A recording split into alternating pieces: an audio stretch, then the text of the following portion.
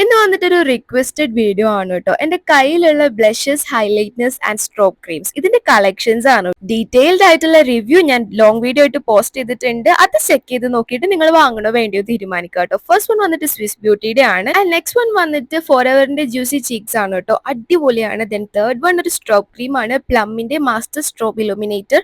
And fourth one വന്നിട്ട് ഇത് Swiss ബ്യൂട്ടിയുടെ തന്നെ പേൾ എന്ന് പറയുന്ന മേക്കപ്പ് ഹൈലൈറ്റനിങ് ബേസ് ആണ് കേട്ടോ. അടിപൊളിയാണ്. പിന്നെ ഇത് വന്നിട്ട് സോട്രൂന്റെ സ്ട്രോക്ക് ക്രീം ആണ്.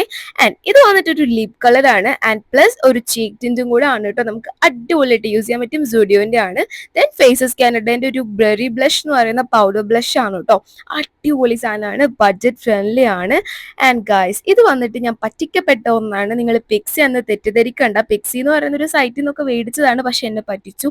ദെൻ ഇത് വന്നിട്ട് മൈഗ്ലാമിന്റെ ക്യൂട്ട് ആയിട്ടുള്ള ഹൈലൈറ്റർ പ്ലസ് ബ്ലഷ് ആണ് കേട്ടോ. ഇതിന്റെയൊക്കെ ഹോണസ്റ്റ് റിവ്യൂ, നല്ലതാണോ പൊട്ടയാണോ, യൂസ് ചെയ്തിട്ട് എങ്ങനെയുണ്ട് ആൻഡ് റേറ്റ്, ഇതൊക്കെ ഞാൻ ലോങ് വീഡിയോ ആയിട്ട് അപ്ലോഡ് ചെയ്തിട്ടുണ്ട്. ചെക്ക് ചെയ്ത് നോക്കിയിട്ട് വാങ്ങണോ വേണ്ടയോ തീരുമാനിക്കുക കേട്ടോ. പിന്നെ വന്നിട്ടുള്ളത് പ്ലമ്മിന്റെ ഒരു പിങ്ക് കളർ ഹൈലൈറ്റർ ആണ്.